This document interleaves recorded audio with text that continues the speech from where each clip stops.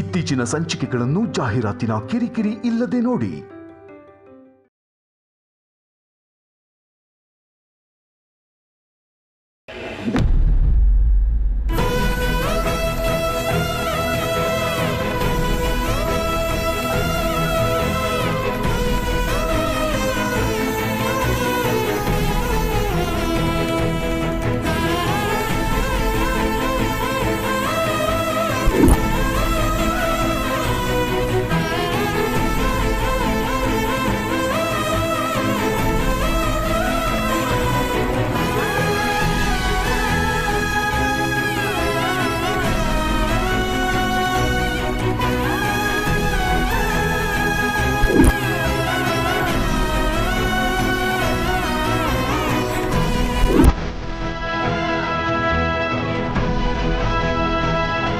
ಹನುಮಂತು, ಗಣಿ, ನೀವು ಬನ್ನಿ.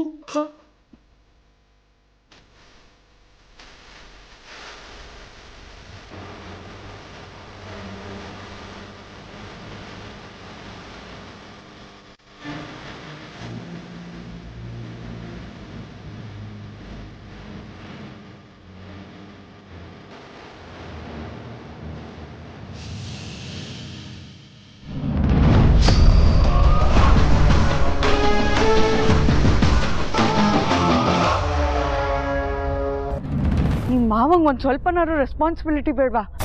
ಎಸ್ಕೇಪ್ ಆಗೋದಕ್ಕೆ ವೆಹಿಕಲ್ ಕಳಿಸ್ಕೊಟ್ಟಿದ್ದೀನಿ, ಹತ್ಕೊಂಡ ಮೇಲೆ ಒಂದು ಫೋನ್ ಆದರೂ ಮಾಡೋಕ್ಕಾಗಲ್ವಾ? ವೆಹಿಕಲ್ ಕಳಿಸೋ ಒಂದು ಫೋನ್ ಕೂಡ ಸ್ವಿಚ್ ಆಫ್ ಆಗಿದೆ. ಈಗ ನಾನು ಏನು ಮಾಡಬೇಕು? ಅಲ್ಲಿ ಏನು ನಡೀತಿದೆ ಅಂತಲೇ ಗೊತ್ತಾಗ್ತಿಲ್ವಲ್ಲ.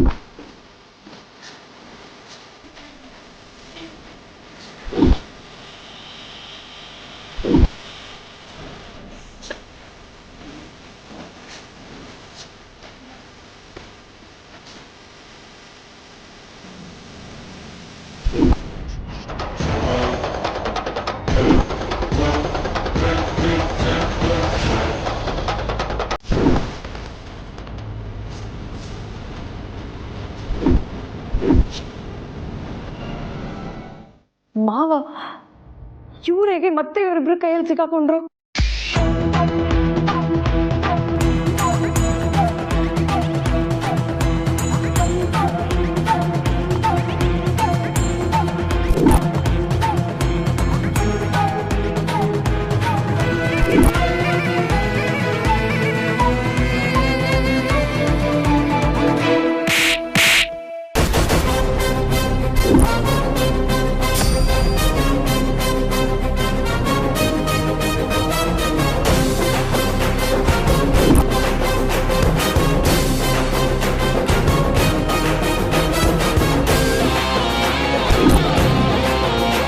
ನನ್ನ ಮಗ ಆದಿತ್ಯನಿಗೆ, ನನ್ನ ಸೊಸೆ ಪಾರ್ವತಿಗೆ ಆಸ್ತಿಲಿ ಭಾಗ ಕೇಳಿ ಅಂತ ಒತ್ತಡ ಹೇರ್ತೀಯ?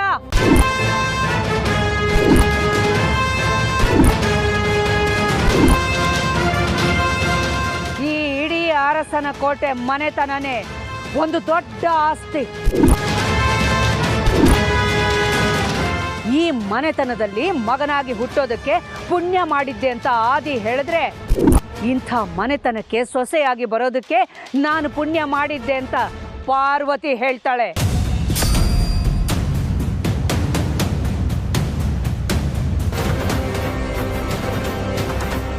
ತಮ್ಮ ಪ್ರಾಣ ಒತ್ತೆ ಇಟ್ಟಾದ್ರೂ ಸರಿ ಅರಸನ ಕೋಟೆಯ ಘನತೆನ ಕಾಪಾಡ್ತೀವಿ ಅಂತ ಹೇಳ್ತಾ ಇದ್ರು.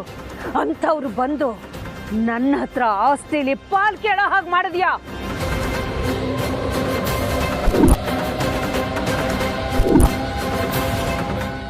ಇಂಥ ಒಳ್ಳೆ ಮಕ್ಕಳಿಗೆ ಅದೇನ್ ಬೆದರಿಕೆ ಒಡ್ಡಿ ಆಸ್ತಿಲಿ ಭಾಗ ಕೇಳಿ ಅಂತ ಪ್ರೊವೋಕ್ ಮಾಡಿದೆ.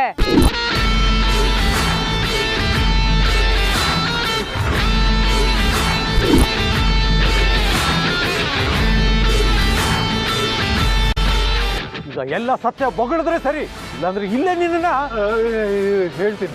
ಹೇಳ್ತೀನಿ ಎಲ್ಲ ಸತ್ಯನೂ ಹೇಳ್ಬಿಡ್ತೀನಿ.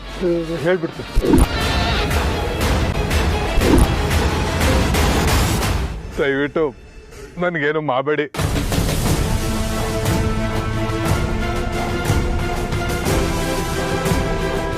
ನಾವು ಹೆದರ್ಸ್ತಾ ಇದ್ದಿದ್ದು, ಆಸ್ತಿಲಿ ಭಾಗ ಕೇಳ್ತಾ ಇದ್ದಿದ್ದು ನಿಮ್ಮ ದೊಡ್ಡ ಮಗ ಆದಿತ್ಯನ್ಗಲ್ಲ.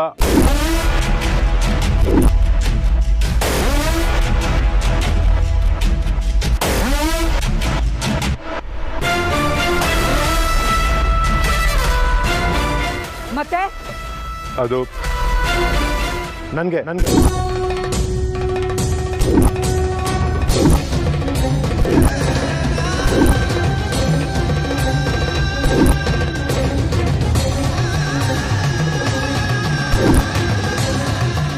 ಏನು ಹೇಳ್ತಿದ್ಯಾ ಪ್ರೀತು? ನಿಜಾನ ಡ್ಯಾಡ್?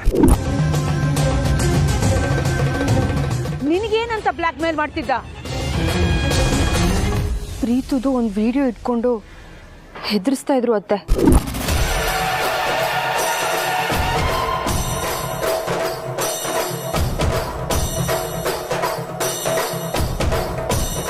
ವಿಡಿಯೋನಾ? ಯಾವ ವಿಡಿಯೋ?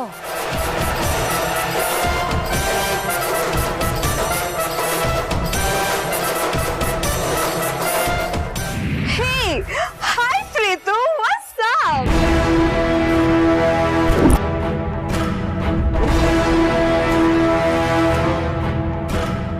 Breaking news.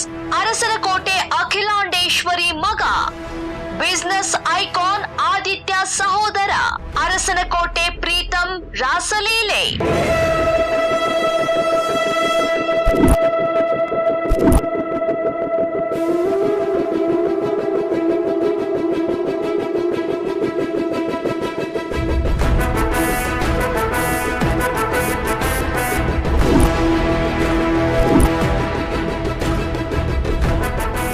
ಅವ್ರು ಹೇಳ್ದಾಗೆಲ್ಲ ಕೇಳಲಿಲ್ಲ ಅಂದರೆ ನನ್ನ ವಿಡಿಯೋನ ವೈರಲ್ ಮಾಡ್ತೀನಿ ಅಂತ ಹೆದರ್ಸ್ತಾ ಇದ್ರು ಮಾಮ್.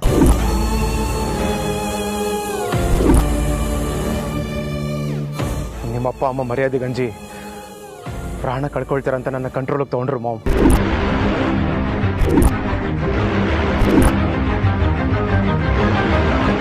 ಇವ್ರ ಕಂಟ್ರೋಲಿಗೆ ಸಿಗಾಕೊಂಡೆ. ಅದಕ್ಕೆ ಬ್ರೋಗ ಅವಮಾನ ಮಾಡಿದ್ದು.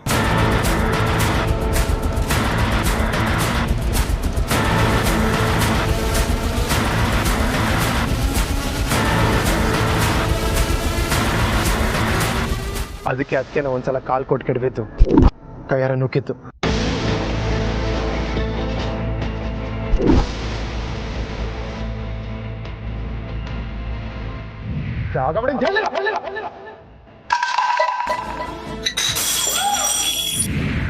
ನನ್ನ ಹಿಂದೆ ಯಾರಿದ್ದಾರೆ ಅಂತ ಬ್ರೋ ಅದಕ್ಕೆ ಇಬ್ರಿಗೂ ಗೊತ್ತಿರಲಿಲ್ಲ.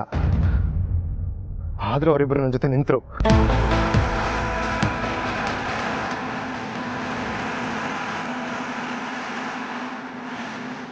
ಒಂದ್ಸಲ ಜನನೇ ಕೂಡ ನಂಬಿಕೆ ಕಳ್ಕೊಂಡು ಮನೆ ಬಿಟ್ಟು ಹೊರಟಿದ್ಲು. ಆಗ್ಲೂ ಅಕ್ಕ ಭಾವನೆ ನನಗೆ ಮೋನಿಕಾ ವಿಡಿಯೋ ವಿಷಯ ಎಲ್ಲ ಹೇಳಿ ಕನ್ವಿನ್ಸ್ ಮಾಡಿ ವಾಪಸ್ ಕರ್ಕೊಂಡು ಬಂದ್ರು ಅತ್ತೆ.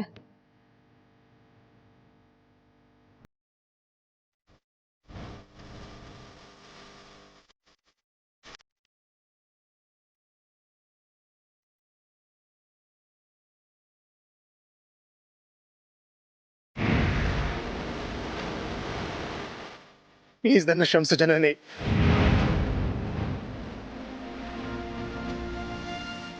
ಅವತ್ತೊಂದು ದಿನ ಜನನಿಗೆ ನಾನು ದೇವ್ರ ಮುಂದೆ ಕೊಳ್ಳಕ್ಕೆ ತಾಳಿ ಕಟ್ತಾ ಇದ್ದೆ. ಅವತ್ತು ನೀವು ಬಂದು ನನ್ನ ಪ್ರಶ್ನೆ ಮಾಡಿದ್ರಿ. ಅವತ್ತು ನಡೆದ ಘಟನೆ ಇದು.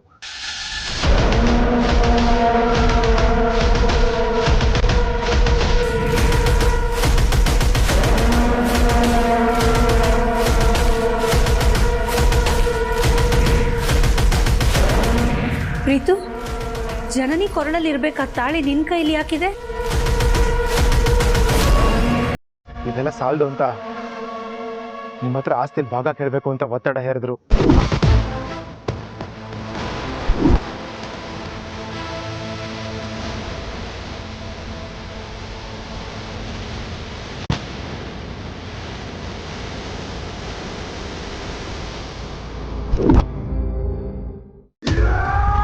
ಅಲ್ಲ ಪ್ರೀತು, ರಾಣ ಅರುಣ್ ಸೇರ್ಕೊಂಡು ಆಸ್ತಿಲಿ ಭಾಗ ಕೇಳುತ್ತೆ ಒತ್ತಡ ಹಾಕಿದ್ದು ನಿನಗೆ.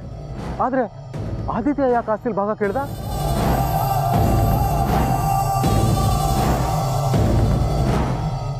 ಆದಿ, ಅವತ್ತು ನಾನು ನಿನ್ನ ಹತ್ರ ಆಸ್ತಿಲಿ ಯಾಕಪ್ಪ ಭಾಗ ಕೇಳ್ತಿದೀಯಾ, ಕಾರಣ ಹೇಳು ಅಂತ ಕೇಳಿದಾಗ ನೀನು ಸರಿಯಾಗಿ ಉತ್ತರ ಕೊಟ್ಟಿರಲಿಲ್ಲ. ನನ್ನ ಮನಸ್ಸಿಗೆ ನೋವಾಗೋ ಥರ ಮಾತಾಡ್ಬಿಟ್ಟಿದ್ದೆ. ಆಗ ನನಗೆ ಅದಕ್ಕಿದ್ದ ಕಾರಣ ಗೊತ್ತಿರಲಿಲ್ಲ. ಈಗ ನನಗೆ ಅರ್ಥ ಆಗಿದೆ, ನೀನು ಕೊಟ್ಟ ಕಾರಣ ಸರಿ ಇರಲಿಲ್ಲ ಅಂತ. ಹಾಗಾದ್ರೆ ನಿಜವಾದ ಕಾರಣ ಏನಪ್ಪ ನೀನು ಆಸ್ತಿಲಿ ಭಾಗ ಕೇಳೋದಕ್ಕೆ? ಈಗಲಾದ್ರೂ ಹೇಳಿ ಮನಸ್ಸನ್ನ ಹಗುರ ಮಾಡ್ಕೋಕಂದ. ಯಾವ ಬಾಯಿಂದ ಹೇಳಿ ಜನನಿ, ನಾನು ಹೋಗಿ ಮೊಹಮ್ಮದ್ ಹತ್ರ ಆಸ್ತಿ ಪಾಲ್ ಕೇಳ್ಬೇಕಂತ?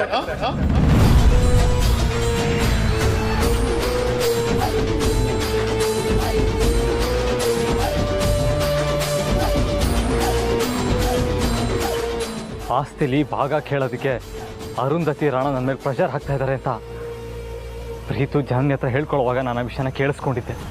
ಆದರೆ ಆ ಕ್ಷಣಕ್ಕೆ ಅದ್ರ ಹಿಂದೆ ಇವನು ಅರುಂಧತಿ ಇದ್ದಾರೆ ಅಂತ ನನಗೆ ಗೊತ್ತಿರಲಿಲ್ಲ ಅಮ್ಮ.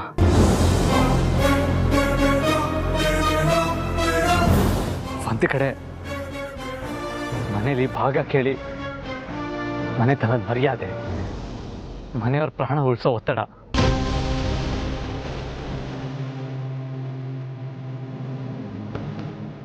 ಇನ್ನೊಂದು ಕಡೆ ನಿಮ್ಮ ಹತ್ರ ಆಸ್ತಿ ಕೇಳೋದ್ಕಿಂತ ಸಾಯೋದೇ ಮೇಲು ಅಂತ ಮಾನಸಿಕವಾಗಿ ಅನುಭವಿಸ್ತಾ ಇದ್ದ ಹಿಂಸೆ, ಇದನ್ನೆಲ್ಲ ನೋಡಿ ನನಗೆ ತುಂಬ ಸಂಕಟ ಆಯ್ತಮ್ಮ.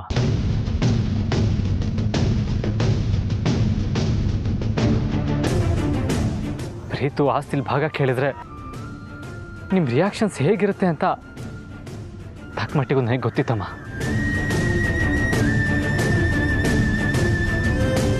ಅವನು ಇನ್ನೂ ಚಿಕ್ಕೋನು, ನಿಮ್ಮ ನಿಷ್ಠೂರ ಕಟ್ಕೊಂಡು ಅವನಿಗೆ ಬದುಕೋದಕ್ಕೆ ಕಷ್ಟ ಅಂತ ನನಗೆ ಗೊತ್ತಿತ್ತು. ಜನನಿ ಮೇಲೆ ಅನುಕಂಪ ಹುಡ್ತು.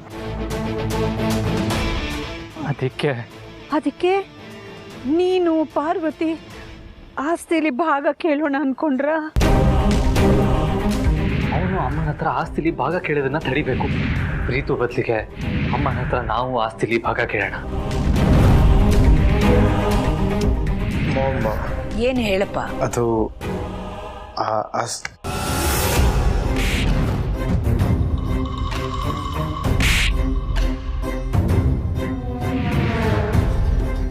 ನಮ್ಮ ಮನೆಯಲ್ಲಿ ಒಗ್ಗಟ್ಟಿಲ್ಲ. ನನಗೆ ಆಸ್ತಿಲಿ ಪಾಲ್ಬೇಕು. ನನ್ನ ಉಸಿರಿರೋವರೆಗೂ ಈ ಮನೆ ಹೊಸಲು ತುಳಿಬಾರ್ದು. ಒಂದು ವೇಳೆ ನನ್ನ ಮಾತನ್ನು ಮೀರಿ ಬಂದ್ರೆ ಆ ಕ್ಷಣನೇ ನನ್ನ ಉಸಿರು ನಿಂತು ಹೋಗುತ್ತೆ.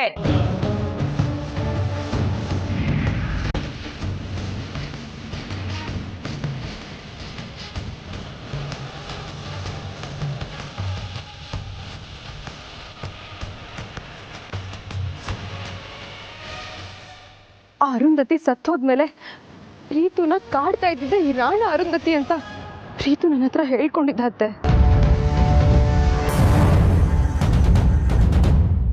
ಆಗ ಈ ರಾಣನ ಹಿಡ್ದು ಹಾಕಿದ್ವಿ.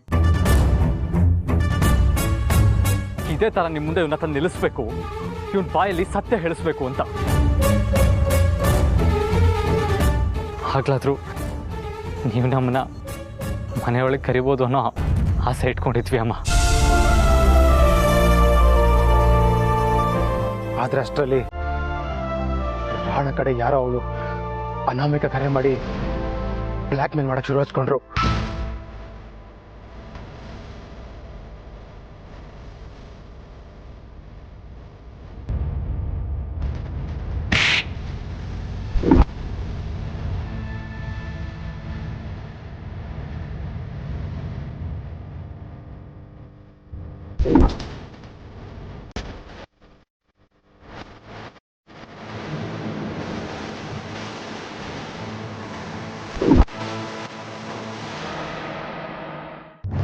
ಎಷ್ಟೋ ಧೈರ್ಯ ನಿನಗೆ, ನನ್ನ ಮಕ್ಕಳು ಸೊಸೆಂದ್ರನ್ನ ಹೆದರ್ಸೋದಕ್ಕೆ, ಬ್ಲ್ಯಾಕ್ ಮೇಲ್ ಮಾಡೋದಕ್ಕೆ.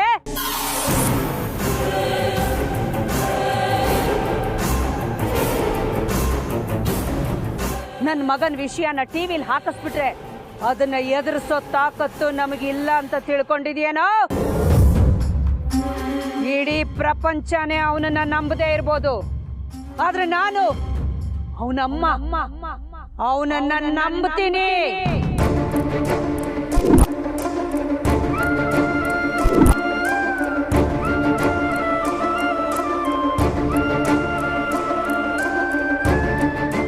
ನನ್ನ ಮಕ್ಕಳಿಗೆ ಸಂಸ್ಕಾರ ಅನ್ನೋದನ್ನ ಕೈ ತುತ್ತು ಹಾಕೋ ಪ್ರಾಯದಿಂದ ಧಾರೆ ಎರೆದಿದ್ದೀನಿ, ಧಾರೆ.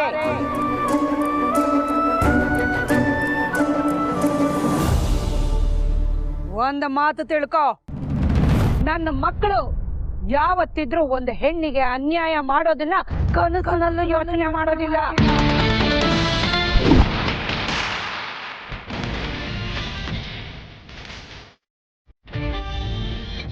ನನ್ನ ಮಗನ ಒಳ್ಳೆತನ ದುಡುಕ್ ಬುದ್ಧಿನ ದುರುಪಯೋಗ ಮಾಡ್ಕೊಂಡು ನಿಮಗೆ ಬೇಕಾದಾಗ ವಿಡಿಯೋ ಮಾಡ್ಕೊಂಡ್ರೆ ನಾವೆಲ್ಲ ಅದನ್ನ ನಂಬಿಡ್ತೀವಿ ಅಂತ ಹೇಗೆ ಅನ್ಕೊಂಡೆ?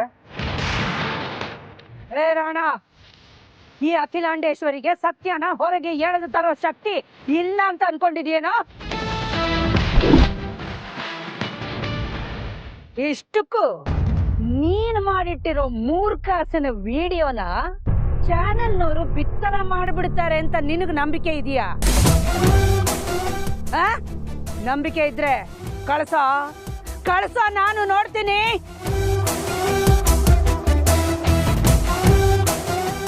ಇಲ್ಲ ಇಲ್ಲ ಇಲ್ಲ, ನನಗೆ ಆ ಉದ್ದೇಶನೇ ಇರಲಿಲ್ಲ. ಸುಮ್ಮನೆ ಹೆದರ್ಸೋಣ ಅಂತ ವಿಡಿಯೋ ಮಾಡ್ಕೊಂಡಿದ್ದು. ನೋಡಿ, ಆ ವಿಡಿಯೋ ಎಲ್ಲ ಈ ಮೊಬೈಲೆಲ್ಲ ಇದೆ. ಈ ಮೊಬೈಲಿಂದನೇ ವಿಡಿಯೋ ಕಳಿಸ್ಬಿಟ್ಟು ಹೆದರ್ಸ್ತಾ ಇದ್ದಿದ್ದು. ಇದರಲ್ಲಿರೋ ವಿಡಿಯೋನ ನೀವೇ ಡಿಲೀಟ್ ಮಾಡಿಬಿಡಿ ಪ್ಲೀಸ್. ನನ್ನನ್ನು ಮಾತ್ರ ಏನೂ ಮಾಡಬೇಡಿ. ಇನ್ಯಾವತ್ತೂ ನಾನು ನಿಮ್ಮ ತಂಟೆಗೆ ಬರೋದಿಲ್ಲ. ದಯವಿಟ್ಟು ನನ್ನನ್ನು ಬಿಟ್ಬಿಡಿ ಪ್ಲೀಸ್ ಪ್ಲೀಸ್. ಬಿಟ್ಬಿಡ್ತೀನಿ, ಆದ್ರೆ ನಿನ್ನ ಹಿಂದೆ ಅದು ಯಾವಳೋ ಇದ್ದಾಳಂತಲ್ಲ, ಅನಾಮಿಕ ಕರೆ ಮಾಡಿ ಬೆದರಿಸೋಳು, ಅದು ಯಾರು ಅಂತ ಹೇಳು, ಬಿಟ್ಬಿಡ್ತೀನಿ.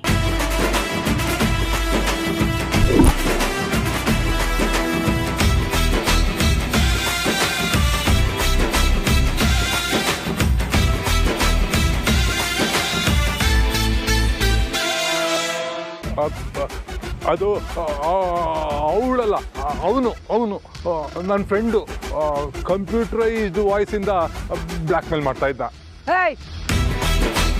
ನಿಜ ಬೊಗಳ್ತಿದೀಯಾ? ನಮ್ಮ ತಾಯಿ ಜೊತೆಯಾಗ್ಲೂ ನಿಜ. ಸರಿ, ಹೊರಡು.